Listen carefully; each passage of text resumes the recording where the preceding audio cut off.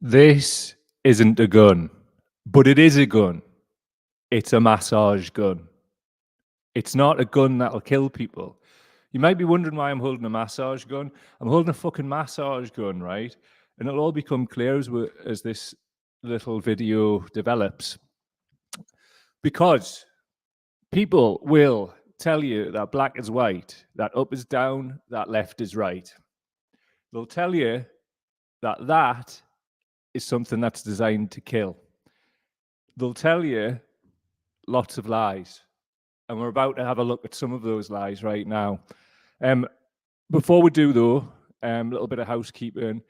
If you've got the links in the description of this podcast, show, video, whatever you want to call it, if you listen on audio, please do go to the video files, because I'll be playing some video, but also there'll be some visual stuff as well.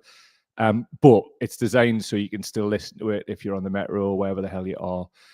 Also, if you are watching the video, please subscribe to Spotify and please subscribe to, it's called Apple Podcasts these days, was iTunes. Be really helpful if you give a good review there as well. The link's obviously in the description of this show. It would just be really appreciated. Obviously, we've been on a bit of a enforced sabbatical over the summer. When Alice comes back and we do the regular show, I'll talk about what went on, what happened. It's not important for now. This episode, though, I had to do it. I hadn't planned to come back properly until next week because, well, we've been on the road and we're tired. But I couldn't not do this. So I watched the Al Jazeera Labour Files documentary this morning. I'm about to take a little break because I'm raging and I'm going to try really hard not to go mad. But please do get your comments in. I'm going to play a couple of excerpts, but also I've linked it in the description so you can watch the whole thing for yourself. Also, it's a serialization. So the episode 2 Saturday night, episode 3 early next week. If you want us to, I might do other reaction videos to it. We'll see. So the upshot of it is it dissects the first episode, the purge of basically good people, and it shows how that developed and why it developed.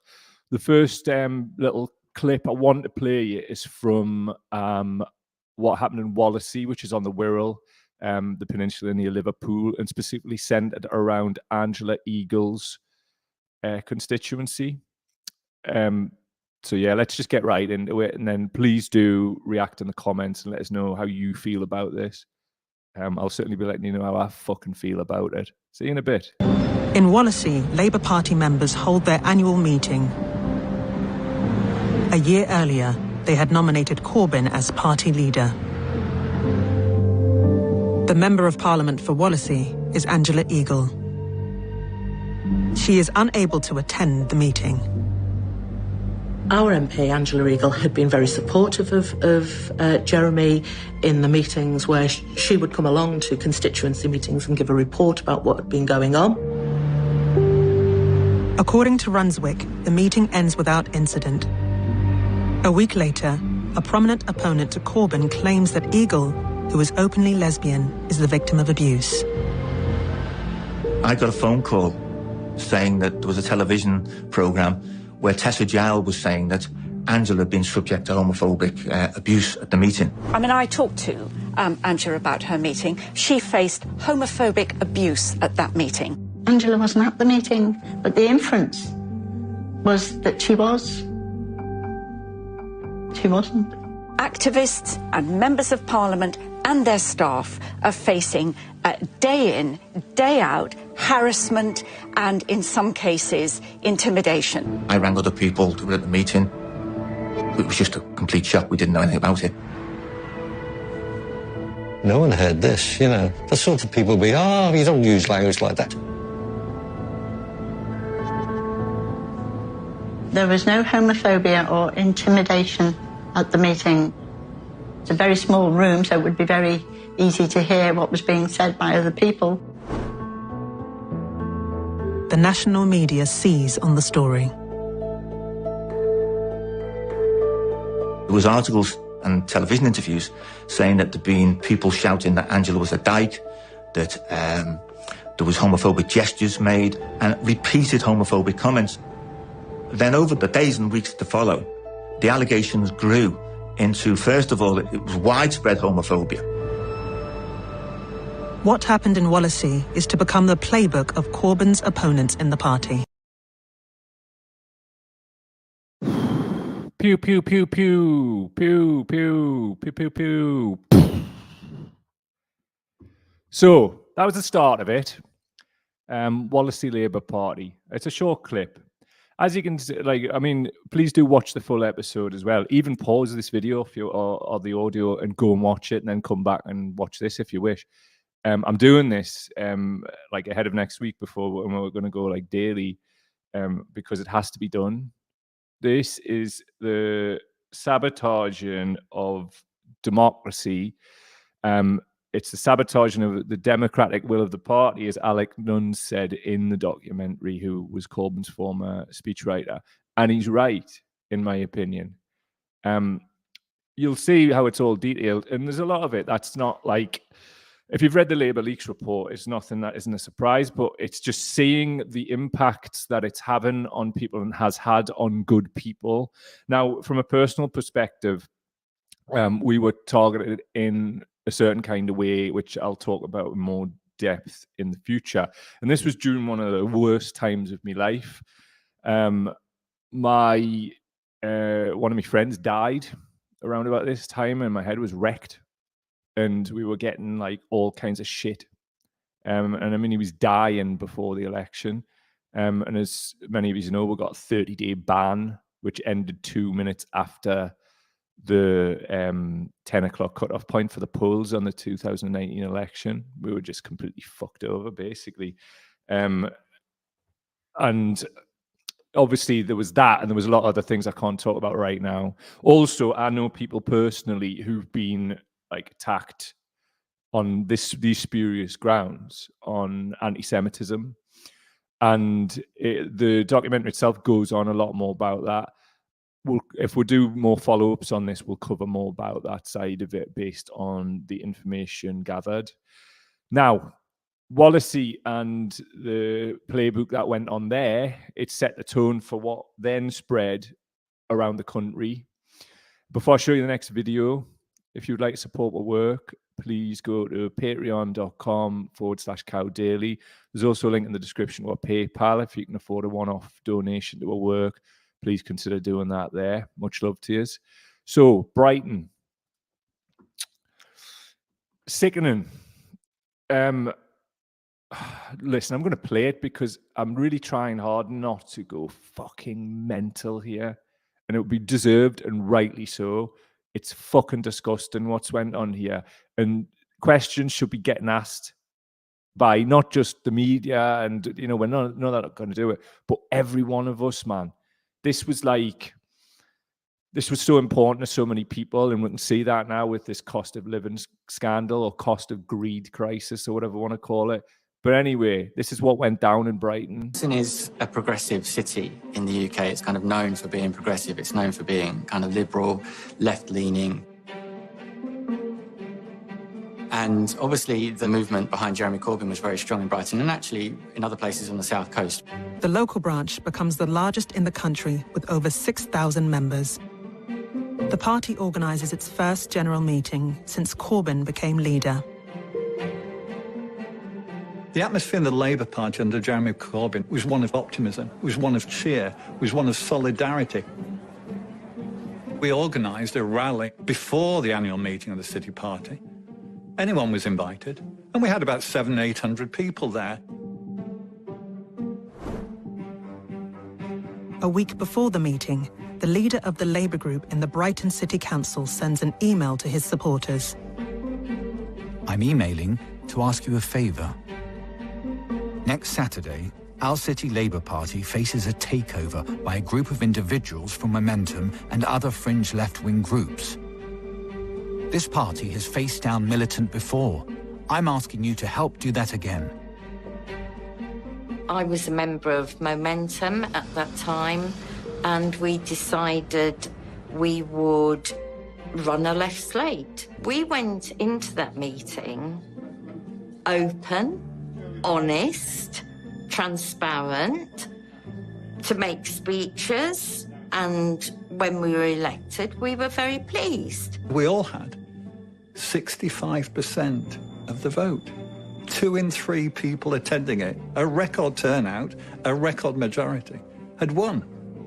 Fantastic. But actually, in retrospect, we went into that meeting like lambs to the slaughter. We had no idea of the level of corruption and conspiracy and lies and abuse that would follow as a consequence of a democratic election. Oh, fucking hell. So, this obviously spread to Brighton, and it was going on around the country as well at the time. There was this conflation between Momentum, who, for the most part, are just some relatively benign, sort of democratic, socialist, borderline liberal in some respects, with Militant in the 1980s. And this whole Militant sort of, how Militant was defeated and kicked out of the party, led by Neil Kinnock at the time.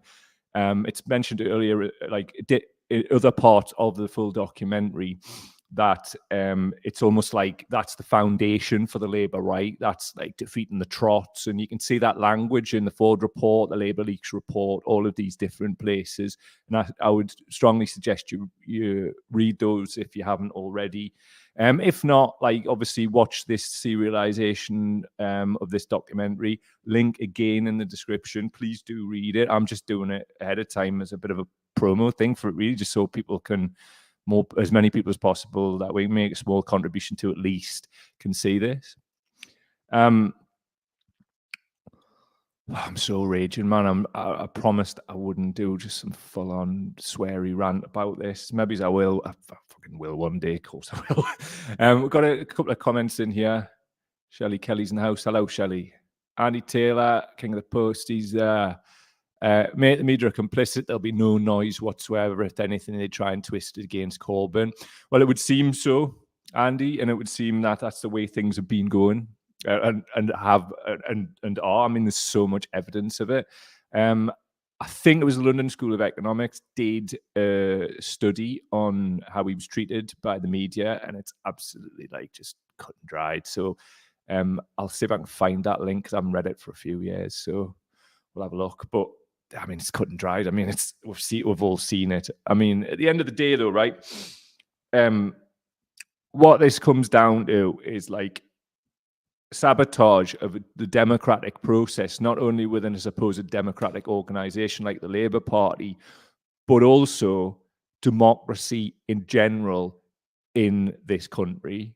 Now, if that doesn't give you pause for thought, I'll ask you this. You right there watching this or listening to this, wherever you are, after seeing these clips, would you vote Labour at the next election? If you say no, I invite you to watch the video, read Labour Leaks, read the Ford report. It's not, somebody says in the documentary, what would the Labour Party do, Starmer's party, Starmer, do if they were in charge of, say, MI5, MI6? Think about that. Duplicitous people, clearly untrustworthy people who have done everything they possibly can, everything, to stop. I mean, forget about Corbyn. Forget about it. It's been personalised onto him. It's not about him. He just led a movement that included many of us watching this, right? A movement. He said himself, it's not about one person, but he was targeted, as he was, as were all of these people within this documentary, shockingly, unbelievably. And I'm so fucking, honestly, it's so hard not to go mad here. And it affected my life too. And that's why I'm about on the edge of going mad. I remember how bad it was back then. Like, we were literally out here just fighting for a better world. I mean, look at now, right? People are terrified to put their cookers on, to put their heating on. We haven't even got to winter yet. We haven't even got there, right? The terror's there. We've just come off the back of the pandemic, which would have been a completely different scenario if we'd had a Corbyn-led government, and you know this. Like, the cost of greed crisis, think about what policies would have been, or at least attempted to be put in, because let's have it right, like, the establishment would have like made it even worse if he somehow managed to get elected. I mean, after 2017, when it was 2,673 votes spread over 6 constituencies away from being able to form a government. If you think the establishment didn't sit up and take notice there, because I think they took it for granted because they're so far removed from our everyday lives.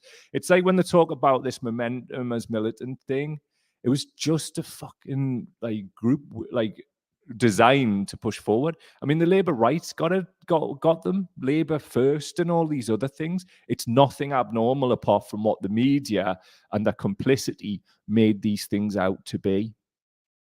Relatively benign organizations made out to be some kind of like hard left faction. What is hard left anyway? Like, for me, and I'll be completely candid, some people who are in the actual hard left piss me off as much as like the BNP. But at the same, like, simply because I've seen the duplicity that they can do too. So we'll be completely open and honest, won't we? We'll be completely open and honest as usual. The problem that we've fucking got here is, right, people use words like solidarity. I mean, you see in the documentary people on the Labour right using words like comrades and all of this, which is like ridiculous. So what I've got here is the definition of solidarity. Unity or agreement of feeling or action, especially among individuals with a common interest, mutual support within a group. For example, factory workers voice solidarity with striking students. So, what does that mean? Well, I can tell you what it means for people who seek to bastardize the meaning of that word. What it means is they'll use it as a duplicitous term. So for now, right, what's happening is the things that these people were doing within the Labour right, within their letters and their public statements and all of that, they pointed the finger, gaslighted all of us, and obviously within the media amplified that and made us out to be bad people. Like people who are like literally just trying to make things better, not just for us, but for everybody. And we're up against people who don't want that. What they want is power and control based in their own ego and their own self-aggrandizement. Jennifer Banks, hello mate, how you doing? Comment from Jennifer: no, I wouldn't vote Labour. I don't want to vote Labour because they're less bad than the Tories. I want to vote for them because I believe they will change things, make things better for working class people and the less well off. Labour in this current form are no way going to change anything for the less well off in this country. Jennifer, I could not agree with you more. You speak for me. That's how I feel. And I know you speak for millions of other people. So here's the thing. Are we going to allow these people to fucking continually put us on the back foot? It's fucking obvious that the Labour Party's done. It's done. Are you really going to like vote for something slightly less worse than the Tories when you've got no evidence to support that there would be, but plenty of evidence of the duplicity? On and on and on. It's fucking done. Don't come to us with this, oh, well, you know, PR, proportional representation, and like, oh, the fucking motherload of like, well, you're a Tory if you don't support them. Motherfucker, they're all fucking Tories who've got control of the top of it. It's not even a case of Tories and Labour. It's us versus the establishment. Fucking facts. These are the people who have done nothing for us in terms of this cost of greed crisis. Nothing. A few £100 here and there or whatever. It doesn't even touch the fucking sides, man. Right, I'm going to reel this in because I'm starting to lose the plot again. Not doing it this time. Not doing it. One last thing. just the definition of gaslighting, because people talk about it a lot and it's bandied around. And what it actually is, and this is from the Newport Institute, gaslighting is a form of psychological manipulation in which the abuser attempts to sow self-doubt and confusion in their victim's mind. Typically, gaslighters are seeking to gain power and control over the other person by distorting reality and forcing them to question their own judgment and intuition. Well, as we can see, that's absolutely fucking happened here, hasn't it? It's happened on a grand scale. The establishment and their means to do so have gaslighted the fucking shit out of us, and also got us into a position, many of us, where if we were to speak out against this at the time when it was happening, we would just be targeted too. Me doing this now, still, with my fucking face here and all of that, could get me targeted by these arseholes. Anybody of us. But how long are we going to take this? And are you going to let people like me be put out on a limb? Are we going to let people that are in these documentaries and who've experienced this? One lad, right, in Brighton, had like all kinds of shit sent to his family, and he says his father died soon afterwards, and he's pretty sure that the stress of like hearing that they would be happy for his dead wife to be skull fucked and the hope she was dead so they could do it, that's going to have an impact on an old person, or anybody for that matter. The lad who's lost his dad and was experiencing all this, literally because he was just he's an anti-racist and was trying to stand up against that through joining the Labour Party at the time, which he now wishes he never did, and I don't blame him. And I don't personally, because I wasn't targeted anywhere near that kind of thing. It's fucking hard enough though when you've lost your mate and you're having to deal with all these fucking shady cunts. So anyway, I didn't want to do this today. I'm still knackered. But sometimes we just got to do stuff, haven't we? And it's like, I'm no different to any of yous. Speak up. Spread that documentary. If you want, spread this video. Ask people to go to a Spotify. I'm sure that people will speak up too. Spread that. Like, because at the end of the day, the media ain't spreading this, and we've got to do something ourselves. So whether it's our videos, audio, anybody else's, not asked, raise the topic. This is serious, man. And this is seriously, I mean, look, imagine if somehow like an organization like For the People was to spring up. What do you think these fucking arseholes are going to try and do to it? We've got to stand up. We've got to fucking do something about it. What we're going to do, keep paying ever-expanding bills forever while these arseholes like buy villas in Tuscany. Fuck. And I cannot stress this enough. Right off. Bye now. Thanks for being here. All the very best to every single one of you. Please subscribe, comment, rate, all that good stuff. It'll be a big help. And look, at the end of the day, we're going to keep going out on a fucking limb, and we need you. We need your support. Tune in next week, or maybe it's earlier, because if I watch that thing on Saturday, I might do another one of these on Sunday. I think it's 9 o'clock Saturday night on Al Jazeera English, and Monday or Tuesday after that. You'll be able to get it, though. Click the link in the description for the full episode of this. Fucking arseholes, man, aren't they? But, as we all know, ladies and gentlemen, the North and the South and wherever else shall fucking rise again. Please comment, rate, and subscribe. Loved every single one of you. See you later. And remember, this is not a fucking gun.